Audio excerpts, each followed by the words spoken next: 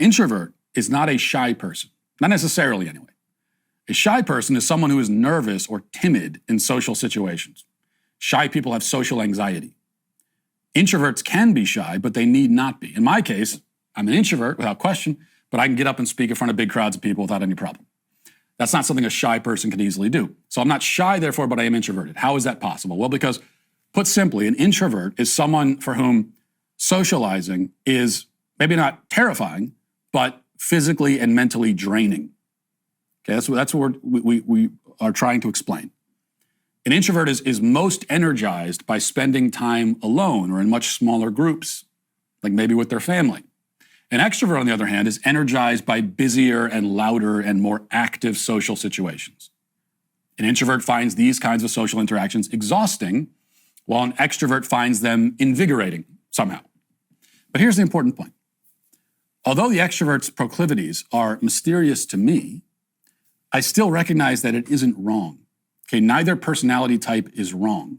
There are benefits to both. Introverts tend to be more observant, more thoughtful, better prepared, more self-aware, more intuitive, while extroverts tend to be babbling morons.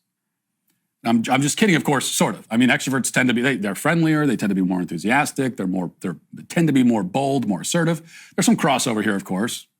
For example, I may not be an extrovert, but I don't feel like I'm lacking in assertiveness. Yet, as a general rule, these are how the personality types shake out. The problem is that our culture, for all its talk about tolerance and diversity, actually has very little tolerance for a diversity of personality types. We have very little tolerance for that. And in many contexts, particularly in the school system or in professional environments, et cetera, introverts are looked at with suspicion. Like there's again, especially in the school system, there's one way to be. Like there's one personality type they want you to have. And if you don't have that, then it's suspicious. And they might even put you on drugs to fix it. Or at the very least, you're going to be constantly berated to open up, come out of your shell, talk more. The message is that this way of being, this disposition is somehow incorrect. But it rarely goes the other way. Extroverts are not encouraged to be more introverted. Talkative people are rarely asked to shut their mouths for 5 seconds so that the rest of us can hear something other than their voices for a change. Assumptions are made, though, about the introvert. It isn't assumed that it's assumed that he isn't talking because he's snobbish, stuck up, standoffish, anxious, whatever. It's rarely considered that he might not be talking simply because there is nothing he feels like saying at the moment. That's it. It's just someone says, well, why aren't you talking? I don't feel like saying anything right now. That's it. That's all. I'm not imposing on you.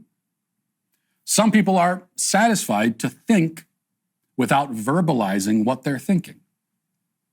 There are people who actually enjoy that. They enjoy thinking without having to immediately funnel all of those thoughts out of their mouths and into the world. And these people are called introverts, and there is nothing wrong with them.